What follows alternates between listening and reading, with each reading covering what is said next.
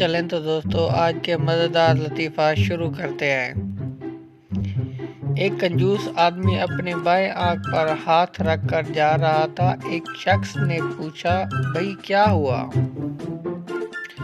आंख को क्या हुआ? उसने जवाब दिया, कुछ भी नहीं भाई। जब एक आंख से काम चल रहा है तो दूसरी क्यों इस्तेमाल करूं?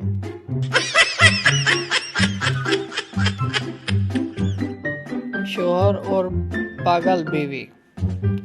बीवी फोन पर, जल्दी घर आए, मुन्ने ने सुई निकाल दी है। प्रोफेसर। शोहर, मैं बहुत मसरूफ हूँ, पड़ोसन से सुई लेकर काम चला लो। बाप और एक नालायक बेटा। बाप, बेटा मैं आपके लिए दूसरी मम्मा ले आऊं? बेटा, वो मुझे स्कूल जाने के लिए तो नहीं कहेगी। डाकिया और एक पागल लड़का। डाकिया, एक मोहल्ले में एक लड़के से पूछा कि ये फलां शाह खालिद का घर कहाँ है? लड़का, फैसल के घर के सामने। डाकिया, फैसल का घर कहाँ है? लड़का, खालिद के घर के सामने। डाकिया, अच्छा तो इन दोनों का घर कहाँ है?